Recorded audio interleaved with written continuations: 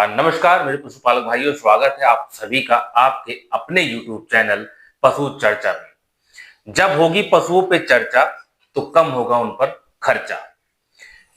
तो आज मैं आपको इस वीडियो के माध्यम से बताना चाहूंगा कि पशु पालन यानी डेयरी फार्मिंग को करने के लिए जो शेड होती है यानी जो इसका स्ट्रक्चर होता है उसमें क्या क्या चीजें ज्यादा जरूरी होती हैं, कैसे बनता है और किस तरह से उसको बनाया जा सकता है कम बजट में, मैं आपको इस वीडियो के माध्यम से पूरा बताऊंगा। तो मेरे पशुपालक भाइयों, आपसे एक छोटा सा रिक्वेस्ट है कि आप इस मेरे चैनल को सब्सक्राइब जरूर कर ले और आप अपने मित्र को, अपने पशुपालक भाइयों को के साथ इसको साझा करें, शेयर करें, ताकि उन तक भी एक बेहतरीन जानकारी पहुंच सके और वो भी पशुपालन में अपना पशुपालन में अपना व्यवसाय शुरू कर अच्छी आमदनी और इनकम को कर सके। तो चलो शुरू करते हैं मेरे पशुपालक भाइयों। सबसे पहले मैं ये बताऊंगा कि जब हम शेड तैयार करते हैं, जब उसका स्ट्रक्चर तैयार करते हैं, तो हम इन चीजों पे हमें ध्यान रखना चाहिए कि हम किस तरह का हमारा बजट है और किस तरह से हम उसको बनवा सकते हैं। जैसे देखिए, शेड आपका स्ट्रक्चर इतना हैवी ना हो कि जैसे मान लीजिए आप उसको बहुत वीआईपी बना दें, पर पशु वीआईपी शेड पे नहीं जाता। पशु को क्या चाहिए? पशु को चाहिए खाने के लिए, पशु को चाहिए अच्छी हवा मिल जाए, पशु को कंफर्टेबल मिल जाए, बस इतना ही उसको चाहिए होता है। उसको महल नहीं चाहिए। यानी आप उसके लिए अगर बहुत गद्दा बिछा दें, टाइल लगवा दें, मार्बल लगवा दें, उससे मैटर नहीं करता। पशु को इससे जरूरत नहीं है। पशु को जो जरूरत है वो है उसके आरामदायक, यानी उसको रहने में अच्छा लगे, उसको हवा अच्छी मिले, उसको खाने की व्यवस्था अच्छी हो, उसके पास पानी अच्छी तरह हो, उसके पास बैठने का अच्छी सुविधा हो। बस इतना ही पशु को चाहिए तो आपको एक अच्छा प्रोडक्शन मिल सकता है। पर होता क्या है, अक्सर मैं डेयरी फार्म में विजिट करता हूं तो होता क्या है कि दो तरह के पशुपालक है।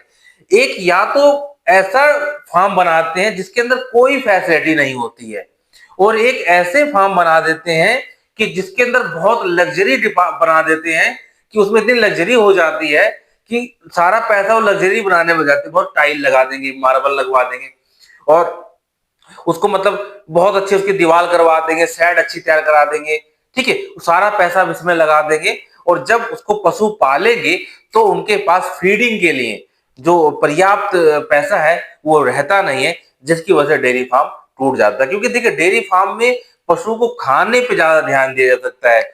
उसके अगर हम सारा पैसा स्ट्रक्चर पे लगा देंगे तो हमको श्योर है, निश्चित है, हम सारा अगर हमको क्या हो जाएगा, लॉस हो सकता है, क्योंकि हमारा पैसा सारा स्ट्रक्चर पे लग गया। क्योंकि जब डेयरी फार्म आप करेंगे तो स्ट्रक्चर में आप एक बार में पैसा जितना भी लगा सकते हैं, 1.5-2 लाख लगा सकते हो, लग जाएगा। पर जो पशु में पालेंगे तो आपको डेली खर्चा आपका बढ़ेगा, डेली आपका इन्वेस्टमेंट बढ़ेगा, आपको डेली पैसे की जो रिक्वायरमेंट होगी। तो ऐसे में आपको क्या हो जाएगा, आपको समस्या आने शुरू हो जाएंगी। तो डेयरी फार्म में जब शुरू करें तो हमारा स्ट्रक्चर कैसा होना चाहिए और क्या क्या ज्यादा जरूरी चीज है जो डेयरी हमें स्ट्रक्चर में होनी चाहिए, जो एक बेसिक रिक्वायरमेंट है आपके डेयरी फार्म पे क्या होनी चाहिए। देखिए, जब हम स्ट्रक्चर की बात करते हैं तो हमें क्या है कि सबसे पहले होना क्या चाहिए। देखिए, उसके अंदर जहां पर पशु को रखा जाता है, जहां पशु को खाने को दिया जाता है, आपको वो पार्ट हमें चाहिए। उसके ऊपर शेड होनी चाहिए ताकि उसको ऊपर से धूप से बचाया जा सके, बारिश से बचाया जा सके, और ठंडी में उसको ठंड से बचाया जा सके, गर्मी में गर्मी से बचाया जा सके। तो सबसे पहली रिक्वायरमेंट तो उसके लिए ये होगी।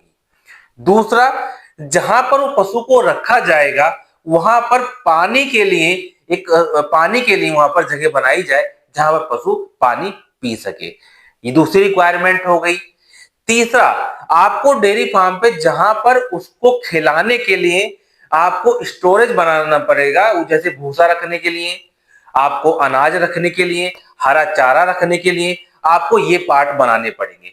तो तीसरा हमें ये जरूरत होती है, जो बहुत ही जरूरी चीज है। देखो, ये चीज जरूरी है, जहां पशु रखेंगे उसके लिए शेड चाहिए, जहां पानी पिएगा पानी के लिए जगह बनानी पड़ेगी, ठीक, और जहां आप भूसा रखना चाहोगे वो भूसे के लिए आपको जगह बनानी पड़ेगी। चौथा बात, आप जब जो डेयरी फार्म खोलेंगे तो आप एक लेबर भी रखेंगे, तो लेबर के लिए भी एक रूम आपको बनाना पड़ेगा। उसके अंदर उसको फैसिलिटी देनी पड़ेगी और आपके डेयरी फार्म में एक लैट्रिन बाथरूम की व्यवस्था भी आपके वहां डेयरी फार्म पे होना चाहिए। तो ये तो है बिल्कुल बेसिक रिक्वायरमेंट जो कि जरूरी है। जो पांचवी रिक्वायरमेंट होती है वो ये होती है कि देखिए आपके डेयरी फार्म पे ये ध्यान रखना है कि पशु जब पालेंगे तो उसका जो गोबर निकलेगा आपको उसको रखने के लिए उसकी व्यवस्था आपको करनी पड़ेगी। तो उसके लिए भी आप जगह आपको रिक्वायरमेंट होगी और आप जगह पहले से ही सोच लीजिए कि जो भी उसका वेस्ट निकलेगा उसको कहाँ रखना है। तो उसको रखने की व्यवस्था और उसको इजी ट्रांसपोर्ट की व्यवस्था, उसको निकाला जाए जहां से और इजी उसको बाहर निकाल के फेंका जा सकता है। तो आपको ये चीजें आपको ध्यान रखनी है कि जो उनका वेस्ट निकलता है उसको कहाँ रखना है। और छठा जो आता है वो है उसका घेराबंदी, यानी कि आप जिसमें रखना चाहते हैं तो पशु को कम से कम उस दायरे में घेरा जा सके ताकि कोई बाहर का पशु आपके अंदर ना आ सके और आपके पशु बाहर कहीं दूसरे खेत में या कहीं दूसरी जगह ना जा सके। तो ये जो 6 रिक्वायरमेंट है ये हमारी बेसिक रिक्वायरमेंट है, इतनी होनी चाहिए। उसके लिए हमें आईपी बनाने की जरूरत नहीं है, इससे हम डेयरी फार्म को स्टार्ट कर सकते हैं। तो मेरे पशुपालक भाइयों, तो सबसे पहले तो आप इसको ध्यान रखिए कि बहुत बेसिक चीजें को आप ये डेयरी फार्म पे होनी है और आप इसको रिक्वायरमेंट को आप पूरी करनी चाहिए, इतना तो होना ही चाहिए आपके डेयरी फार्म पे। सेकंड चीज, अब हमें जिसमें पशु को रखना है उसकी रिक्वायरमेंट कितनी कितनी होती है कि भाई जहां पर खाएगा, जो जो जिसमें हम उसको चारा देते हैं, दरअसल उसको हम बोलते हैं नाद, यानी जो नाद आप बनाएंगे वो कितना साइज का होना चाहिए। ठीक, पशु को जहां खड़ा करेंगे उसका क्या साइज होना चाहिए।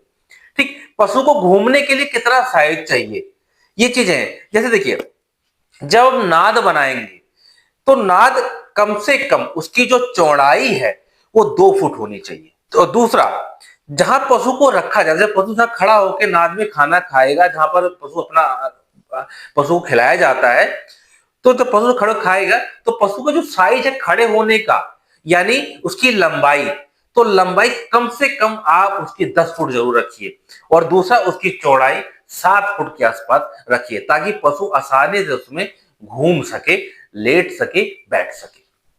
तो ये उसकी रिक्वायरमेंट है। तो यानी अगर आपके पास 10 पशु का सेटअप है, आप 10 पशु को लगाना चाहते हैं, 10 पशु को पालना चाहते हैं, तो आप ये समझ लीजिए कि 7x10 का एक पशु को रिक्वायरमेंट होगी। तो इस हिसाब से आपकी जो जहां पर पशु को रखा जाएगा वो शेड आप बना लीजिए 10x7 का। ठीक है, और उसके बाद 2 फुट की उसकी नाद होनी चाहिए। ठीक, ये उसके साइड में जहां पर पशु को रखा जाएगा, जहां पर आपको फीडिंग देंगे, आप उसकी ये तैयारी कर लीजिए। अच्छा, दूसरा, अब अगर आप लेबर आपके पास बहुत अच्छी है, आप ज्यादा लेबर है, तो आपके देखिए इसको 2 तरह से हम शेड बना सकते हैं। एक होता है टेल टू टेल और एक होता है फेस टू फेस। तो मैं आपको बता दूं एक सरल भाषा में, जो टेल टू टेल का मतलब ये होता है कि पशु को अगर आप 5-5 पशु रखें तो उसकी 2 नाद बनानी पड़ेगी आपको। एक दोनों तरफ बनानी पड़ेगी, जो पशु को खड़ा करना है उसको पूंछ से पूंछ के सारे खड़ा करना है।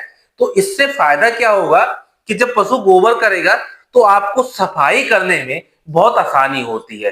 तो इसको कहते हैं टेल टू टेल टेक्नोलॉजी। इससे क्या होता है कि आपको लेबर बचती है, आप आसानी से सफाई करने में आपको फायदा होता है इससे रखने में। दूसरा, आपको थोड़ा सा क्या होता है फीडिंग में आपको टाइम लगता है, क्योंकि आप क्या करेंगे फीडिंग में चारों तरफ से घुमा के उसको दोनों नाद में आपको डालनी पड़ती है और दोनों में आपको देना पड़ेगा।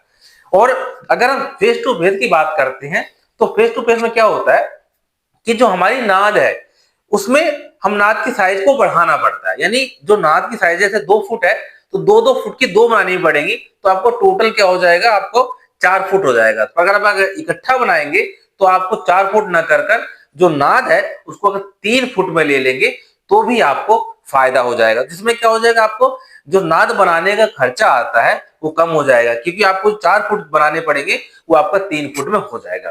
पर इसमें नुकसान क्या होगा, इसमें नुकसान ये होगा जब फेस टू फेस बनेगा तो जब गोबर आपको साफ करना पड़ेगा तो क्या पड़ेगा, आपको घूम के चारों तरफ से गोबर को सफाई करनी पड़ेगी। तो ये आप पे निर्भर करता है कि आप किस तरह की टेक्नोलॉजी अपने फार्म पे लगाना चाहते हैं, कि फेस टू फेस आप पालेंगे या आप टैग टू टैग पालेंगे। ठीक, तो मैं आप लोगों को एडवाइज करूंगा कि आप जब भी डेयरी फार्म खोलें तो सबसे पहले आप एक नॉर्मल डेयरी फार्म खोलें, जो कि तो मेन रिक्वायरमेंट है, आप उसी को फुलफिल करें, आप उसी पे जाइए और उसी को बनवाइए। ज्यादा वीआईपी बनाने की कोशिश में ना लगे, क्योंकि मैं अक्सर देखता हूं कि जो पशुपालक जो नया डेयरी फार्मर करने आता है, वो अपनी नौकरी से या जो सेविंग होता है वो इकट्ठा करके एक वीआईपी डेयरी फार्म बनाने की कोशिश करता है। उसका सारा जो ध्यान होता है ना, वो सारा ध्यान उसको डेयरी फार्म बनाने पे रहता है। उसका इस पे फोकस नहीं करता कि पशु को कैसे पाला जाएगा और पशु को खिलाया कैसे जाएगा और दूध का प्रोडक्शन कैसे लिया जाएगा। वो सारा का सारा जो उसका ध्यान होता है वो उसके स्ट्रक्चर पे लगा देता है, वो उस पे स्ट्रक्चर पे लगा देता है, और जो भी उसकी पूंजी होती है वो सारा लगा देता है। और जब वो पशु लाता है तो उसको ये पता नहीं होता कि पशु लाने के बाद हर दिन उसका कॉस्ट बढ़ता है, हर दिन वो कॉस्ट में हर दिन उसको पैसा लगेगा, और पैसा अगर नहीं लगा पाता है तो उसकी फीडिंग में असर पड़ता है, और जब फीडिंग में असर पड़ेगा तो उसकी प्रोडक्शन घटेगी। तो मेरे पशुपालक भाइयों, तो मैं ये बताना चाहूंगा, तो आप जब भी आप डेयरी फार्म खोले तो आप नॉर्मल खोले और आप पशु पे ज्यादा ध्यान दें। तो मेरे पशुपालकों, अगर आपको वीडियो अच्छी लगी हो तो आप इसके लाइक जरूर करें और शेयर करें, और अपने सभी किसानों भाइयों तक ये वीडियो साथ में साझा करें, ताकि उन तक भी ये बात पहुंचे कि डेयरी फार्म का जो स्ट्रक्चर होता है वो उसकी जो रिक्वायरमेंट होती है सिर्फ उसको फुलफिल करना चाहिए, और इससे आपको डेयरी फार्म में अच्छा प्रॉफिट होगा। और जो आप स्ट्रक्चर में पैसा खर्च करते हैं आप उसको बचा के रखें, उसके फीडिंग पे के लिए रखे रहें, और आप उससे कमाएं, उससे और ज्यादा पशु लाएं। तो मेरे पशुपालक भाई मिलते हैं अगले वीडियो में, तब तक के लिए नमस्कार, जय हिंद, जय भारत।